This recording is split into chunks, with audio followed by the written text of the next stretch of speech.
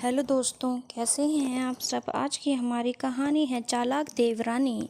लाखों में एक है तेरी बहू सोनम तो।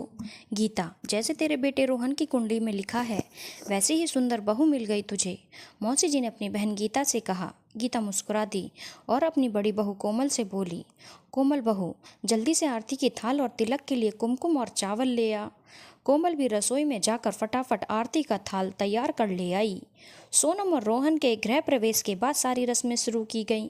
कुमकुम वाले पानी की थाल में से जब अंगूठी ढूंढने की रस्म शुरू हुई तब तीनों बार अंगूठी सोनम के हाथ ही में आई और रोहन इस रस्म में सोनम से हार गया।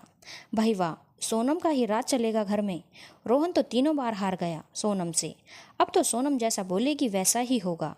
मेहमानों की भीड़ में सभी एक एक करके बोल उठे और ठहाकों की गूंज के साथ सारी रस्में खत्म की गई। गीता जी अपने बड़े बेटे रमन से एकांत में बोली, रमन, पूरा घर मेहमानों से भरा पड़ा है। आज रोहन और सोनम की शादी का पहला दिन है और सोनम अपने मायके से बहुत सारा सामान भी लेकर आई है जिसे वह ऊपर वाले कमरे में नहीं रख पाएगी, क्योंकि वह कमरा तो बहुत छोटा है। इसीलिए मुझे समझ नहीं आ रहा इनको कौन सा कमरा रहने के लिए दिया जाए। रमन बोला, मम्मी, यह भी कोई पूछने की बात है? और आप इतनी टेंशन लेने वाली बात भी नहीं है जितना आप ले रही हो। एक काम करो, आप हमारा कमरा दे दीजिए रोहन को। मैं और कोमल ऊपर के कमरे में शिफ्ट हो जाएंगे। कोमल ने जब यह सुना तो उसके कानों सुनकर सुन रह गए, क्योंकि ऊपर का कमरा बहुत छोटा था जहां कोमल को भी एडजस्ट करने में परेशानी होती। मगर वह कुछ बोली नहीं और सोचने लगी, एक बार रमन मुझसे तो पूछ लेते, वैसे भी मैं कहाँ उनका विरोध करने वाली थी।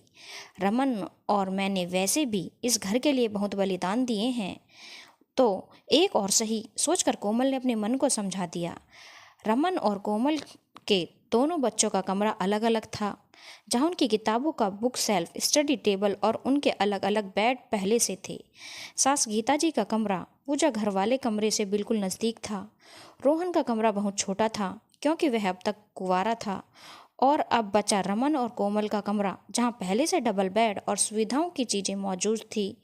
दूसरे दिन से सोनम भी रसोई में आकर बड़ी जेठानी कोमल की रसोई के कामों में मदद करने लगी। सोनम ने लाल रंग की साड़ी, लाल बिंदी और बड़े बड़े झुमके पहने थे जिसमें वह बहुत सुंदर लग रही थी। सोनम एक संपन्न परिवार की बेटी थी और मायके से तगड़ा दहेज लेकर आई थी।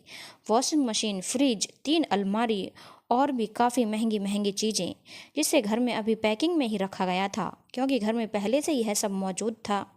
घर की एकलौती ननद शीतल भी अपनी छोटी भाभी के आने से बहुत खुश थी और अपनी सारी सहेलियों से सोनम को हंस हंस कर मिलवा रही थी। मगर सोनम जल्दी ही इन सब चीज़ों से उबकर अपने कमरे में चली गई। शीतल को अपनी भाभी का यह बर्ताव थोड़ा सा अजीब लगा, मगर वह सोचने लगी, अब भाभी है ही इतनी सुंदर और संपन्न परिवार की बेटी तो थोड़ी अकड़ दिखाएगी ही। गीता जी भी छोटी बहू सोनम को पलकों पर बैठा कर रखती ताकि ससुराल में उसका मन लगा रहे। दरअसल गीता जी का घर काफ़ी मध्यम वर्गीय घर था। वह तो बेटे रोहन की अच्छी नौकरी के कारण उसे ऐसे ऊंचे घर की लड़की मिल गई थी। थोड़े दिनों बाद रोहन की चाची ने सभी घर वालों को खाने पर बुलाया, जहां जाने के लिए सोनम ने गाउन पहन ली। जब कोमल ने सोनम को गाउन पहने देखा तो वह बोली, सोनम, हम किसी के घर खाने पर जा रहे हैं, कोई पार्टी में नहीं जा रहे जो तुमने गाउन पहन ली है। इस पर सोनम बोली, भाभी, शायद आपको नहीं पता कि फैशन सेंस क्या होता है।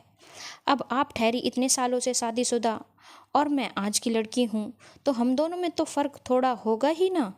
कोमल को सोनम से ऐसे जवाब की उम्मीद न थी, क्योंकि सोनम अब तक जेठानी कोमल से अच्छा व्यवहार करती आई थी। इसीलिए तो कोमल ने देवरानी को बहन समझकर नसीहत दे दी थी। कोमल को सोनम के गाउन से कोई आपत्ति ना थी, बस उसका मानना था कि जहाँ जो परिधान सूट करे वह पहनना चाहिए। चाची जी और चाचा जी के घर खाने पर यदि सोनम सलवार कमीज या साड़ी पहनेगी तो वह ज़्यादा सूट करेगा, मगर सोनम ने बात का मतलब पूरा उल्टा कर दिया था। गीता जी भी छोटी बहू को इस रूप में देखकर कहना तो बहुत कुछ चाहती थी, मगर कोमल को दिया जवाब सुन चुकी थी, इसीलिए कुछ बोली नहीं। सभी लोग जब चाची जी के घर खाने पहुँचे तब चाची जी को भी थोड़ा अजीब लगा। सोनम ने शुरुआती दौर में अपने आप को जितना संस्कारी और अच्छा बताने की कोशिश की थी वह असल में थी नहीं। यह अब सभी को दिखाई पड़ रहा था सिवाय रोहन के। अब सोनम ना जल्दी उठती थी, ना ही जेठानी के घर के कामों में मदद करती थी। जब गीता जी रोहन से सोनम के देर तक सोने की शिकायत करती तो रोहन अपनी माँ को ही 2 बातें सुना देता और कहता, माँ सोने दो सोनम को, वैसे भी वह अपने मायके में भी आराम से उठती थी। रोहन तो बस सोनम का गुलाम बनकर रह गया था, उसकी हाँ में ही हाँ मिलाता, इसलिए अब रोहन को भी कुछ कहने का फायदा नहीं था। गीता जी के पति यशराज जी जल्दी ही बच्चों को अनाथ छोड़कर भगवान के घर चले गए थे। रमन उस वक्त 12वीं कक्षा में पढ़ता था और उसने उस वक्त पढ़ाई छोड़ पिताजी की दुकान संभालनी शुरू कर दी थी। पहले कुछ वक्त तो गीता भी दुकान पर आती, मगर धीरे धीरे रमन अपने काम में एक्सपर्ट हो गया, जिस वजह से अकेला ही दुकान संभाल लेता। घर में 2 छोटे भाई बहन भी पढ़ रहे थे, इसलिए रमन गीता जी से घर पर आराम करने को कहता ताकि माँ आराम से के साथ साथ घर और छोटे भाई बहन की पढ़ाई भी देख सके। रमन के रहते गीता जी भी पति के गम से जल्दी उभर पाई थीं, क्योंकि रमन ने सारे घर का बोझ अपने सिर पर उठा लिया था। फिर धीरे धीरे रमन बड़ा होने लगा और उसकी शादी कोमल से करवा दी गई। कोमल भी नम्र और सुशील स्वभाव की थी, इसीलिए पति की सारी बातें मानती चली गई। रमन ने पहले भाई बहन का फर्ज निभाया, उन्हें खूब पढ़ाया लिखाया और दोनों भाई बहन भी अब अच्छी नौकरी पर लग गए थे और अब रमन अपने बच्चों के प्रति फर्ज निभा रहा था। बेटी रिया का इंजीनियरिंग कॉलेज में दाखिला हो गया था और अब वह 50 किलोमीटर दूर एक पीजी में रहकर वहीं के कॉलेज में अपनी इंजीनियरिंग की पढ़ाई पूरी कर रही थी और बेटा भी 10वीं कक्षा में पढ़ रहा था।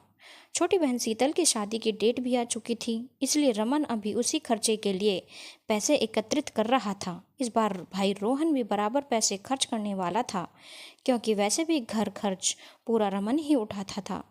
एक दिन ननद शीतल के ससुराल में पूजा रखी गई थी, जहाँ शीतल को बुलाया गया था। अभी शादी में कुछ महीने बाकी थे, इसलिए किसी ने शादी की शॉपिंग भी शुरू नहीं की थी। शीतल ने अपनी भाभी सोनम से साड़ी मांगते हुए कहा, भाभी सिर्फ 4 घंटे के लिए साड़ी चाहिए तो आपकी पहन लूं, क्योंकि आपकी शादी को ज़्यादा समय नहीं हुआ अभी। इस पर सोनम बोली, शीतल अगर मेरी साड़ी पर कुछ दाग वाग लग गया तो? मेरी साड़ियाँ बहुत महंगी हैं, समझी, मैं किसी को नहीं देती जल्दी मेरी साड़ी पहनने। वहीं दूसरी ओर कोमल भाभी बोली, शीतल मेरे पास लेटेस्ट फैशन की साड़ियाँ तो नहीं, मगर इस अलमारी में तुझे जो भी साड़ी पसंद आए पहन ले, कहकर पूरी अलमारी खोलकर शीतल को दिखाने लगी। जब बहू सोनम सभी को इतनी पसंद थी, अब वही सभी को जलील करने लगी थी, क्योंकि उसने ससुराल को अब तक अपना घर नहीं माना था। बस दिन भर मायके वालों से फ़ोन पर बतियाना और अपनी माँ बहन की बात सुनना, यही करती। सोनम यहाँ से उसे गीता जी और कोमल की बातें फिजूल लगती थी। 2 महीने बाद शीतल की भी शादी हो गई और वह अपने ससुराल चली गई। अब गीता जी की भी उम्र हो जाने के कारण बीमार रहने लगी थी और बीमारी के कारण एक दिन अचानक उनका भी निधन हो गया। उनके निधन को अभी 1 महीना ही हुआ था कि सोनम ने घर में अपने अलग रहने की मांग कर ली। सोनम अपने मायके के शहर जाकर शिफ्ट होना चाहती थी, मगर यहाँ जेठ जी रमन बोले, अभी माँ को मरे दिन ही कितने हुए हैं सोनम, कम से कम थोड़ा तो रुको ताकि हम इस दुख से उभर पाएं। मगर सोनम ने घर से अलग होने के नए नए तरीके अपनाने शुरू कर दिए।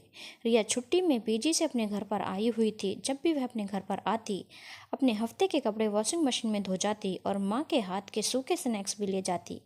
रिया अपने कपड़े वॉशिंग मशीन में डाल ही रही थी कि सोनम आकर बोली, मेरे मायके से आई मशीन को टच मत करो, अपने कपड़े धोने हैं तो अपने माँ बाप से कहो कि तुम लोगों के लिए अलग वॉशिंग मशीन ले आएं और आइंदा से मेरे मायके से आई चीज़ों को हाथ लगाने की कोशिश मत करना। यह सुनकर रिया ने अपनी माँ कोमल को सब बताया, जो कि रसोई में बेटी के लिए जाने के लिए सूखा नाश्ता तैयार कर रही थी। कोमल ने जब यह सुना तो दंग रह गई, क्योंकि इतने सालों में इस घर में कभी तेरा मेरा नहीं हुआ था और आज अचानक इस घर में तेरा मेरा कहाँ से हो गया। कोमल अब और जलील नहीं होना चाहती थी, इसलिए उसने सोनम से पूछना मुनासिब नहीं समझा और सीधे पति रमन से बोली, मुझे हमारे घर में एक वॉशिंग मशीन ला दीजिए। रमन बोला, यह कैसी बात कर रही हो? तब कोमल ने सब बताया कि वह ऐसा क्यों कह रही है। रमन समझ गया था सोनम इस घर से निकलने के लिए शायद यह सब कर रही है। रमन ने रोहन को बुलाकर कह दिया कि कल वह रिश्तेदारों को बुलाकर घर का बंटवारा कर देगा। सारी बातों से अनजान रोहन बोला, क्यों भैया, इतनी क्या जल्दी है बंटवारे की? अभी तो माँ की मृत्यु हुई है। रमन बोला, बेहतर होगा कि यह सवाल तुम अपनी पत्नी से जाकर पूछो। रोहन ने जब आकर सोनम से पूछा तो सोनम बोली, रोहन अब तुम्हारी माँ भी नहीं रही और हम कब तक इन लोगों के गुलाम बनकर रहेंगे। मेरे मायके के शहर शिफ्ट होने में ही हमारा फ़ायदा है। रोहन, यहाँ तुम्हारे भैया भाभी ने अपना राज जमा रखा है। घर के सारे निर्णय भी इन लोगों के हिसाब से होते हैं और तुम इतना अच्छा कमाते हो, यहाँ इन लोगों से दबकर क्यों रहना भला। बड़े शहर चलेंगे, वहाँ का स्टैंडर्ड अपनाएंगे, या गुलामों की तरह रहने में क्या फ़ायदा। रोहन जानता था बचपन से बड़ा भाई ही उसका सहारा है। वह ना होता तो आज रोहन इस मुकाम पर ना होता। मगर पत्नी सोनम का भी कहना सही था कि यहाँ उन्हें बड़े भाई के हिसाब से रहना होता है, इसलिए उसे भी अलग रहना है आज़ादी जैसा प्रतीत हो रहा था। दूसरे दिन ही रोहन और सोनम बोले, हमारे हिस्से का सामान हमें दे दिया जाए तो हम जल्दी ही यहाँ से शहर में शिफ्ट हो जाएं। कोमल जो भी घर के बर्तन अलग कर सकती थी उसने किए और रमन ने भी जमीन जायदाद का बंटवारा करने के लिए उसके मौसा फूफा वगैरह को बुला लिया, ताकि रोहन और सोनम के मन में कोई रंजिश ना रह जाए कि भैया ने बराबर बंटवारा नहीं किया। 10 दिन बाद ही सोनम और रोहन दूसरे शहर जा बसे, जहाँ से सोनम का मायका नज़दीक पड़ता था। रोहन और सोनम ने अपना नया घर संसार बसाया, मगर यहाँ अकेले रहकर रोहन को समझ आने लगा था कि वहाँ भैया सारे खर्चे दुकान से निकाल लेते थे, इसलिए रोहन की सैलरी तक उन्हें गरज नहीं पड़ती थी। मगर यहाँ शहर में रोहित की सैलरी से भी घर खर्च, घर का हर महीने का किराया, मेंटेनेंस का खर्च, कार पार्किंग के अलग से हर महीने पैसे, और कहीं घूमने जाओ तो उसका खर्चा अलग। रोहन को भारी पड़ने लगा था और सोनम प्रेग्नेंट भी थी, वह अलग खर्च। दिन ऐसे ही गुजर रहे थे कि सोनम ने 9 महीने बाद एक बेटी को जन्म दिया। बेटी का नाम उन लोगों ने मोना रखा। बेटी के आ जाने के बाद रोहन का खर्चा और बढ़ गया, जिस वजह से सोनम ने अपना ब्यूटी पार्लर खोल दिया ताकि वह भी खर्चों में हाथ बटा पाए। सोनम अपनी बेटी को ज़्यादातर अपने मायके छोड़ देती ताकि वह अपने पार्लर पर फोकस कर सके, मगर थोड़े ही दिनों बाद सोनम की भाभी को यह बात अखड़ने लगी और अब उसने अपने मायके से भी सपोर्ट मिलना बंद हो गया, क्योंकि उसकी माँ भी कहती थी कि छोटी बच्ची को संभालना मुश्किल होता है, तुम्हारी भाभी और मुझसे नहीं हो पाएगा। और बड़ी बहन भी कोई ना कोई बहाना बनाकर नानुकुर कर देती। सोनम जिनके भरोसे यहाँ तक आई थी, वो सब तो कुछ काम के ही नहीं आ रहे थे। सोनम अब बेटी को रखना और पार्लर चलाना दोनों काम अकेले ही कर पा रही थी, इसलिए उसने पार्लर पर कम ध्यान देना शुरू कर दिया। मगर रोहन की सैलरी से गुजारा करना भी तो मुश्किल हो गया था। संपन्न मायके की बेटी को आज अपने आप पर गुस्सा आ रहा था कि क्यों वहाँ से वह अलग होकर यहाँ आई। बेचारे भैया भाभी बहुत अच्छे थे, मैं ही उन्हें नहीं समझ पाई। दिवाली नज़दीक थी और भले घर के किराए का हो, पर सफाई तो करनी ही पड़ेगी। यही सोचकर सोनम सफाई करने स्टूल पर चढ़ी। आज इतवार था, रोहन भी घर पर था। रोहन बोला, बालकनी मैं ऊपर चढ़कर जाली की सफाई मैं कर दूंगा, सोनम तुम मोना को संभालो। रोहन बालकनी में स्टूल पर चढ़कर सफाई कर रहा था, मगर यह क्या, बैलेंस कब बिगड़ा पता ही नहीं चला और रोहन नीचे गिर गया। धम की आवाज़ सुनकर सोनम भागकर आई तो देखा रोहन नीचे गिरा हुआ है। उसके सिर से खून की धारा बहती जा रही है। रोहन को सभी ने मिलकर जल्दी से अस्पताल पहुंचाया और वहां उसे एडमिट करा दिया। दिवाली का काम रहते अब तक सोनम के मायके से कोई नहीं आया था, मगर इतनी दूर से उसके जेठ जेठानी आ गए थे। कोमल को देखते ही सोनम उसके गले लगकर जोर जोर से रो पड़ी।